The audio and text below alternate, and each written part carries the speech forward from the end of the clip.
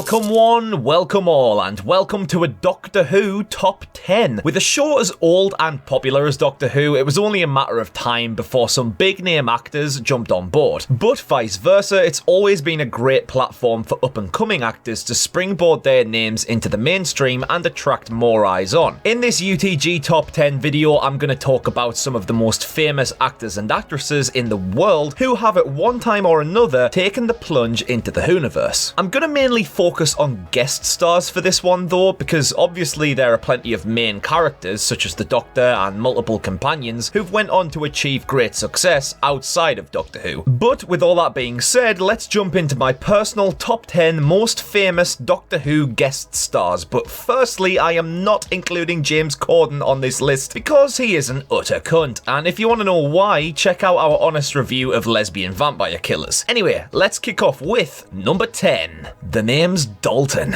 Timothy Dalton, the fourth actor to portray the iconic secret agent James Bond, and also a certain Simon Skinner in Hot Fuzz. Dalton made his Doctor Who debut in style. In David Tennant's final on-screen story as the Doctor, The End of Time, Dalton took the role of Rassilon, one of the founders of Time Lord Society and the first Lord President of Gallifrey, a key character in Doctor Who lore and played with plenty of delicious evil. Number 9. Felicity Jones. Jones played the titular Unicorn, a jewel thief in the Agatha Christie-themed episode The Unicorn and the Wasp from Series 4. She had a fairly small role in an ensemble cast, so she wasn't particularly memorable, but she has gone on to a huge amount of success. Her career began to skyrocket by acting alongside an Oscar-winning Eddie Redmayne as the wife of Stephen Hawking in The Theory of Everything, and would later become the main protagonist of a Star Wars movie, Rogue One, which myself and many others agree is the best Star Wars movie of the 21st century. She played Jyn Erso, a member of the Rebel Alliance attempting to steal the plans of the Death Star. Definite proof that even a small role in Doctor Who can help put your career on a good path.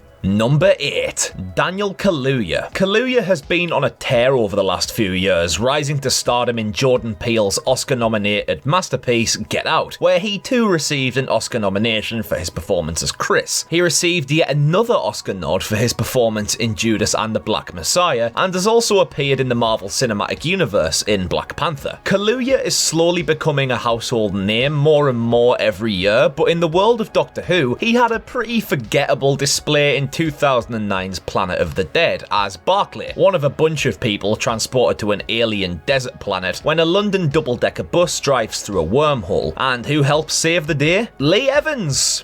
I mean, why not? Number 7. Maisie Williams. Right, need to say, this character was bollocks, but I understand why Moffat got Williams on board. Until season 8 happened, Game of Thrones was the hottest TV series in the world, and Williams was a key part of that, playing one of the show's main characters, Arya Stark. Her popularity was brought on board into Doctor Who in an attempt to have a crossing of fandoms, which in theory was a great idea, if her character wasn't one of the most obnoxiously irritating creations of the new series. A Shielder, who later is known as Me,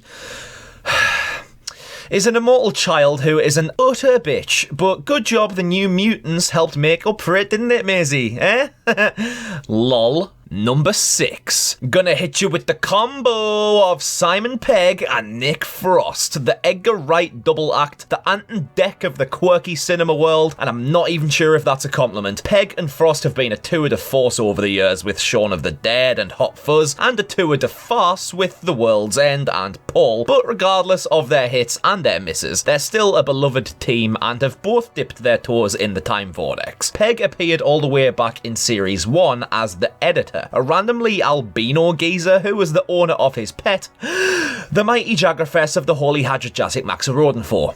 But he called him Max. Frost, however, got his typecasting by playing Santa Bollocking Claus in the 12th Doctor Festive Special last Christmas. Number 5. Kerry Mulligan. If you're a Whovian, you already know the story here. Blink is essentially the perceived best episode of all time, and certainly the scariest of all time. And if there was ever a one-off character fans want to return more than anybody else, it's Sally Sparrow, a very modern, confident investigator into the mystery of an abandoned mansion who takes the role of the protagonist in this episode, while the Doctor and Martha chill in the background as secondary characters. Alright, let's be honest, Blink really is that good. and it's no wonder why Mulligan went on to have a properly good career, with lead roles alongside Ryan Gosling in the utterly incredible Drive, and gaining an Oscar nod for her role as the vengeful Cassie Thomas in the critically acclaimed thriller Promising Young Woman, as well as picking up a BAFTA for her performance in An Education. Number 4. Michael Gambon. Dumbledore himself, everyone, a highly prolific British actor who put in a genuinely great performance in the 11th Doctor story A Christmas Carol. Gambon played Kazran Sardik, who is essentially the Ebenezer Scrooge of a sci-fi story. He does really well in the episode and is probably one of my more favoured guest appearances in the history of the show. He plays the character very convincingly, has a lot of emotional swings, and is generally just pretty memorable. Good job, Michael, son. Number 3. John Cleese. Basil Fawlty and one of the key players in the Monty Python comedy troupe, Cleese is one of Britain's all-time best and most beloved comic actors. And all the way back in the highest viewed story of all time, Douglas Adams' City of Death, Cleese had a small cameo role as a curator of an art gallery where one of the main feature pieces was the TARDIS itself. This was back at a time when Cleese was shit hot in popular culture, so for him to pop his head around the police box doors was a great bit of business and a huge piece of fun. Number 2.